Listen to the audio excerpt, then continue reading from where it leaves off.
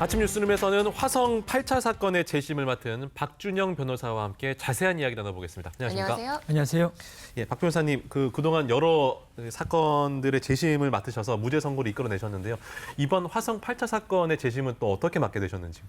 네, 이춘재 씨의 자백 그리고 윤모 씨가 억울하다는 사정이 알려진 후에 많은 기자분들이 제게 재심 절차나 앞으로 이 사건 어떻게 보는지에 대해서 물어왔습니다. 예.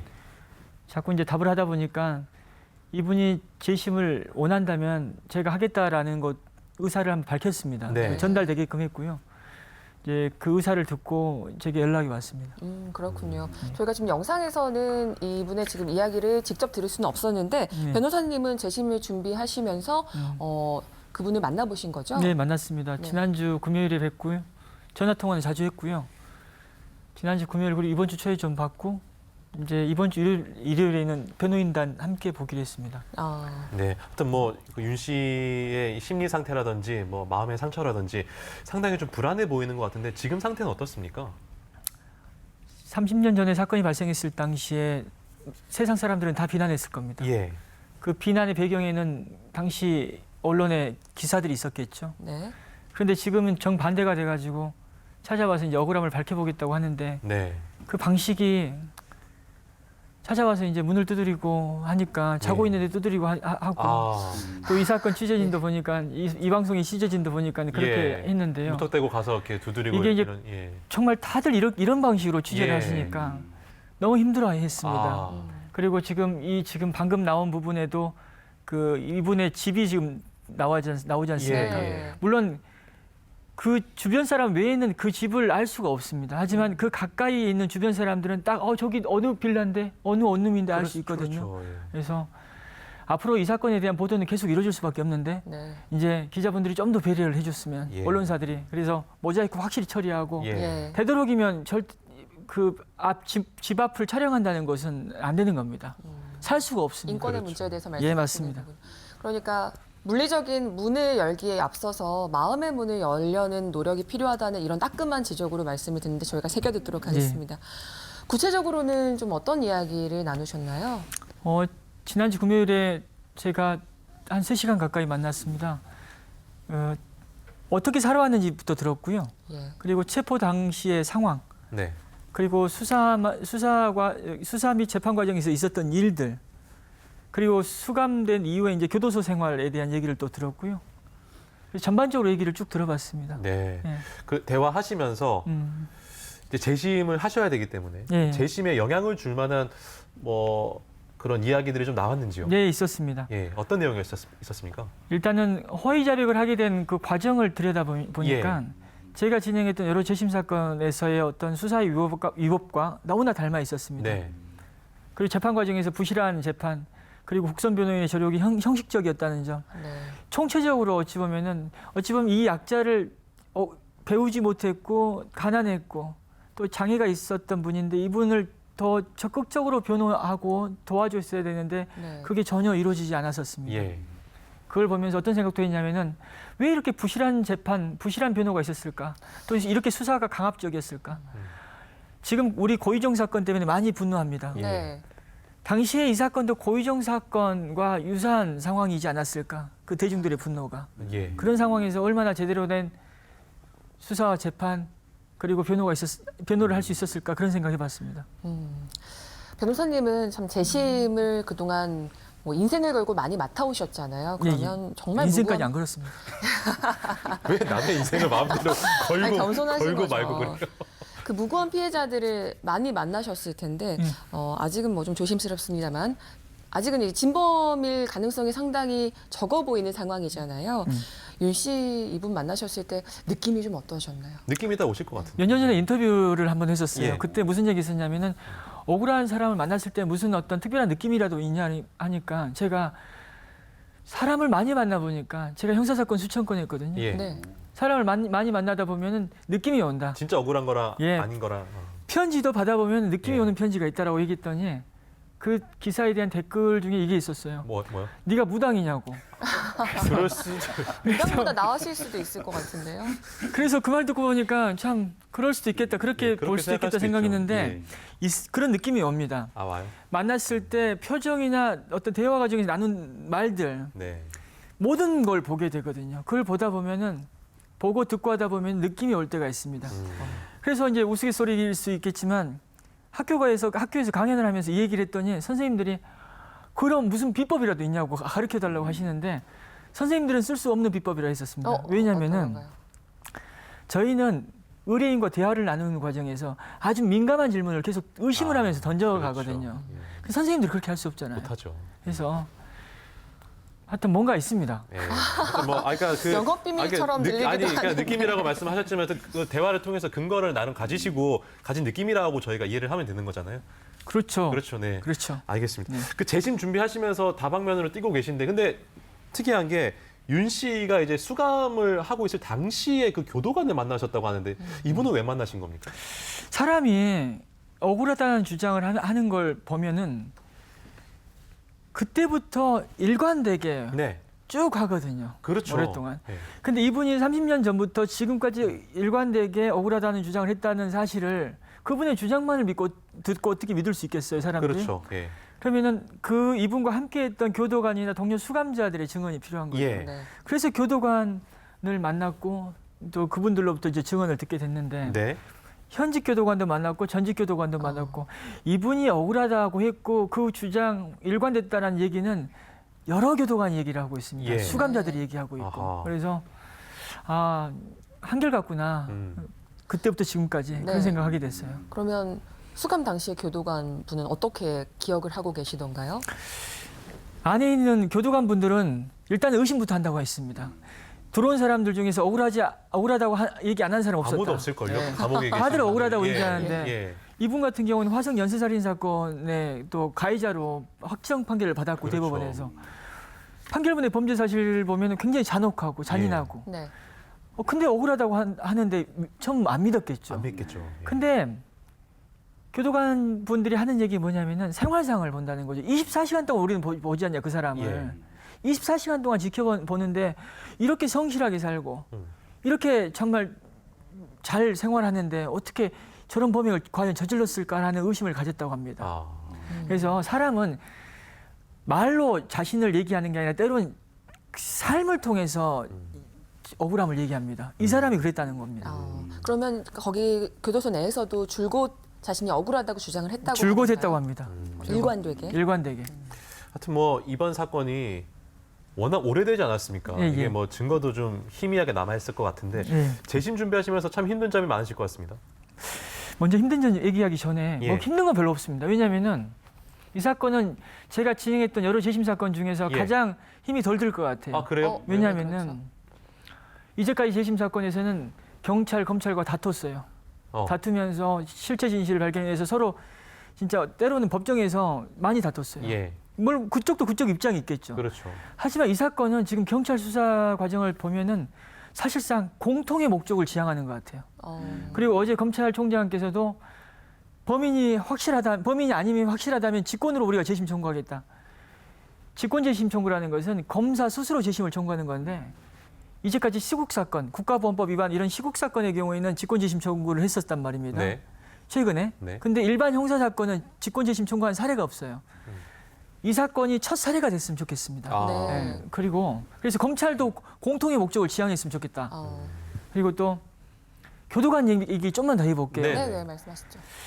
되게 우리 교도관에 대한 인상이 뭐냐면은 저 사람들은 갇혀 있는 사람을 감시하고 관리하는 사람으로 생각해요. 그렇죠. 근데 이 사건을 보면 세상 사람들이 다 범인으로 몰았고 비난했던 사람을 그 사람이 살아갈 수 있게끔 살아갈 수 있는 힘을 준 사람들이거든요. 네. 믿어줬고 함께해줬고 네. 출소 후에 또 보살펴줬고 그래서 우리가 검찰 개혁 법무부 장관에 대한 어떤 청문회나 그 이후 상황에서 검찰 개혁 얘기만 나왔는데 네. 법무부에서 하는 일은 교정행정도 그렇죠. 포함되거든요. 예. 교정행정에 대해서 한번 깊이 관심을 갖는 하나의 계기가 됐으면 좋겠다. 그리고 한마디 더. 예. 교도관님들은 인터뷰가 잘 안 돼요. 네. 교도관님들의 어떤 역할이나 의미에 대해서 이 사건 같이 잘 얘기해 줄 수 있는 사건이 어디 있겠습니까? 그렇죠. 교정행정 당국 관리 교정행정 담당하신 분들이 좀 전향적인 자세로 네. 이 사건을 통해서 한번 제대로 한번 교도관 알렸으면 좋겠다 생각합니다. 이번에 교도관 분들 만나시면서 정말 그런 생각 많이 하신 것 같아요. 이 재소자와 가장 가까이서 최전방에서 스킨십 하면서 네. 그분들을 가장 많이 바꿀 수 있는 분들이 또 교도관 분들이어서. 근데 영화나 드라마 보면 나쁘게만 나오잖아요. 예. 물론 나쁜 사람도 있죠. 근데 좋은 아니, 사람들 변호사 다 그런 건 아니에요. 예, 요즘에 또 최근 작품들도 그렇지도 않은 것도 있습니다. 죄송합니다. 자, 그러면 이제 중요한 얘기 좀 해볼게요. 쟁점에 대해서 볼게요. 네. 지금 보면 윤 씨를 범인으로 특정했던 근거가 당시의 현장 조사 결과 그리고 자백이었다고 하고 있고 이 윤 씨는 가혹행위에 의해서 허위 자백을 한 것이다. 이렇게 이야기를 하는 것 같은데 이번 재심의 쟁점은 뭐가 되는 건가요? 네, 지금 가장 큰 쟁점은 뭐니 해도 이춘재 씨의 자백입니다. 이춘재 씨의 자백이 범인만이 알 수 있는 자백을 하고 있다라고 네네. 알려져 있고요. 네. 그것은 이춘재 씨의 자백만이 증거가 되는 건 아닙니다. 그 자백을 뒷받침하는 증거들이 당시 수사 기록에 있을 거예요. 네. 그러면 자백과 그 당시 수사 기록상의 증거들이 합쳐져서 의미 있는 새로운 증거가 되는 겁니다. 네. 그게 재심 사유 하나죠. 그리고 우리 김칠준 변호사님께서 말씀하셨듯이 30년 전에 어떤 감정 결과가 지금 많이 문제가 있다라는 얘기가 나오고 있거든요. 예. 그러면 발달된 과학으로 우리가 추가로 얘기해 볼 수 있는 것들이 분명히 있을 겁니다. 네. 그런 부분도 새로운 증거로 고려될 것이고 또 윤모 씨의 자백과 이춘재 씨의 자백이 함께 있는 상황입니다. 어느 자백을 믿을 것인가? 네. 근데 이춘재 씨의 자백은 경찰 조사 과정에서 수사 과정에서 이루어졌고 네. 또 자연스러웠을 겁니다. 네. 이 국민적인 관심사 사건을 함부로 막 수사할 이유가 없죠. 그럼요. 근데 당시 윤모 씨의 자백이 나오게 된 과정을 들여다보면은 강압적이요. 가혹행위가 있었다고 분명히 얘기하고 있습니다. 예. 그럼 이런 상황에서 어떤 자백을 믿겠습니까? 그래서 수사 과정의 위법뿐만 아니라 이춘재 씨의 자백으로 인해 드러난 새로운 증거까지 모두 재심 사유로 고려됩니다. 윤 씨가 아까 그 사회적 최약자라고 하셨는데 예, 주변 가족들이라든지 뭐 도와줄 만한 분이 아무도 안 계셨던 건가요? 가난했습니다. 예. 어머니께서 일찍 돌아가셨고 차남매가 너무 가난해가지고 친척들 집에 흩어져서 자랐습니다. 예. 초등학교 3학년까지 나온 게 전부예요. 그리고 10대 초반부터 그래서 학교를 나오지 못했기 때문에 10대 초반부터 이제 그 농기계 수리를 배웠던 거예요. 예. 많이 맞았다고 하더라고요. 예. 이제 그렇게 살아왔습니다. 근데 가족들이 지금도 유대관계가 유지되고 있어요. 아, 그래요? 그리고 가족들과 아주 돈독한 관계입니다. 네. 돈을 벌어가지고 누나, 조카들 학비도 대주고 해요. 네. 돈독한데 왜 도와주지 못했냐면 그 당시에 그렇게 세상 사람들이 비난을 하고 있고 또 변호사 수임료는 그때가 지금보다 더 많이 받는 것 같아요. 아, 그래요? 그때 얘기 나오면 한 1,500만 원 얘기 나왔다 어휴, 예. 하더라고요. 그때는 변호사 수가 그랬어요. 적었으니까. 그랬어요. 그런 상황에서 어떻게 도와줄 수 있었겠습니까? 마치 유전무죄, 무전유죄 씁쓸한 단면처럼 예, 무전유죄, 하는데. 유전무죄, 무전유죄. 예. 그래서 앞으로 화성 8차 사건 재심이 어떻게 진행될 것으로 보시나요? 제 생각에는 자연스럽게 잘 진행될 것 같아요. 네. 왜냐하면 경찰이 돕고 있고 이제 검찰도 나설 것 같아요. 네. 그러면 다들 공통의 목적으로 가는데 이 사건이 잘못될 이유가 없죠. 그렇죠. 네. 예, 예. 네. 재심 청구 검찰도 하고 저희도 할 수 있는 겁니다. 그래서 병합 사건으로 해서 재심 개시 결정 받아낼 수 있을 것 같고 이 사건은 무죄 판결 저는 반드시 내려진다고 봅니다. 예. 네. 명명백백히 말씀하시죠. 네. 네. 그 당시에 화성 연쇄살인 사건에 좀 무고하게 네. 범인으로 지목을 받았던 분들의 또 억울함을 풀어줬던 김칠준 변호사와 또 함께 하신다고요. 예. 김칠준 변호사님 제가 함께 하자고 했습니다. 예. 왜냐면은 김칠준 변호사님은 제가 재심에 대한 법리나 이런 부분들은 좀 더 잘한다고 할 수 있겠지만 네. 네. 김칠준 변호사님은 화성 사건을 직접 해보신 분입니다. 그렇죠. 2차, 4차, 5차, 7차를 직접 맡아서 무혐의를 받아내신 분이거든요. 그리고 이분이 국가인권위원회 사무총장도 하시고 지금 경찰청 인권위원회 위원장도 하시는 인권 전문 변호사입니다. 네. 물론 이분이 이석기 전 국회의원 사건도 변호했고 그러다 보니까 이념과 정치적 성향에 따라서 비판하시는 분들 계신데 네. 저는 선배 법조인으로서 이분처럼 모든 사람이 비난하더라도 그 사람이 억울하다면 변호해줘야 되는 것 아니냐라는 그 가치를 네. 철저하게 지키는 분은 없는 것 같아요. 그래서 앞으로는 이제 저만 부르지 마시고 그 우리 김칠준 변호사님도 부르셔가지고 그건 우리 또 담당 PD가 알아서 부를 겁니다. 오늘 어느 때보다 적극적으로 우리 변호인단의 말씀을 대표격입니다. 하시는데 예. 어쨌든 뭐 진실에는 공소시효가 없는 것이니 명명백백하게 네. 밝혀줘야 되는 것이겠죠. 박준영 변호사가 이끌었던 재심 사건을 어떤 것들이 있는지 저희가 정리해봤습니다. 만나보시죠. 뭐야!